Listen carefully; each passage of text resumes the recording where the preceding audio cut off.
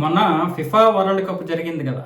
ఈ FIFA world కప్లో ఈ ఫుట్బాల్ ప్లేయర్ అయినటువంటి మెస్సీని చంపడానికి టెర్రర్ అటాక్ కూడా ప్లాన్ చేశారు, అంటే ఉగ్ర కుట్రకి ప్లాన్ చేశారని చెప్పి అంతర్జాతీయ మీడియాతో పాటు ఇప్పుడు అమెరికా సెక్యూరిటీ వర్గాలు కూడా ధృవీకరించాయి. నిజమే, దానికి సంబంధించినటువంటి విషయం వచ్చిందని చెప్పి దీనికి సంబంధించినటువంటి స్పానిష్ న్యూస్ పేపర్ కూడా ఒక కథనాన్ని ప్రచురించింది. నేను నడుచుకుంటూ వెళ్తాను, నాకు 4 బాంబులు నా ఒంటికుంటాయి, ఆ తర్వాత లోపలికి వెళ్ళిన తర్వాత ఎక్కడైతే ఈ మెస్సీ ఉంటాడో మెస్సీతో పాటు పోలీస్ అధికారులు అలాగే మిగతా వాళ్ళని కూడా చంపేస్తానని చెప్పి ఒక వ్యక్తి ఫోన్ కాల్లో మాట్లాడాడంట. అయితే నేను నడుచుకుంటూ అట్లాంటా స్టేడియంకి వెళ్తున్నప్పుడే ఈ యొక్క ఘటన జరగవచ్చు, లేదనుకుంటే మెస్సీ ఎక్కడైతే ఉంటాడో బస్ చేస్తాడో అక్కడికైనా వెళ్తాను అన్న విధంగా ఆ వ్యక్తి మాట్లాడినట్లుగా ఇప్పుడు బయటకు వచ్చాయి కొన్ని కథనాలు. దీనికి సంబంధించి అంతర్జాతీయ న్యూస్లో మొత్తం ఇదంతా నిజమే, వాస్తవమే. కాకపోతే అప్పటి నుంచి అమెరికాకి చెందినటువంటి వాళ్ళు అలాగే మిగతా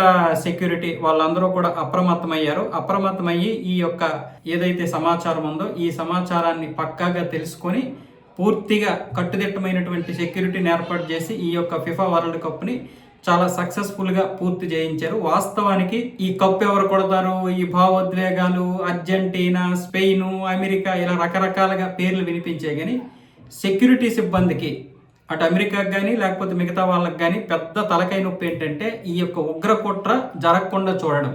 అదే అత్యంత పెద్ద టాస్క్ అన్న విధంగా ఇప్పుడు ఇక్కడ వాళ్ళు మాట్లాడుతున్నారు. దీనికి సంబంధించినటువంటి డాలస్ ఎయిర్పోర్ట్కి వచ్చినటువంటి ఒక ఫోన్ కాల్ని అయితే అధికారులు పరిశీలించారు. అలాగే పోర్చుగీస్ టీం ఎక్కడ ఉంది, ఎక్కడ బస్ చేస్తుంది అని చెప్పి ఇంకొకరు అడిగారంట. దానికి సంబంధించినటువంటి ఇంకొక అధికారి కూడా ఆ యొక్క ఫోన్ కాల్ని అలాగే ఆ వ్యక్తి యొక్క ఫోటోను కూడా సీసీటీవీ ఫుటేజ్లో చూపించి ఇతరే అడిగాడు నన్ను అని చెప్పి ఇప్పుడు చెప్తున్నాడు ఆ విషయాన్ని. సో ఇవన్నీ చూస్తుంటే పెద్ద భారీ కుట్రే చేయాలని చూశారు.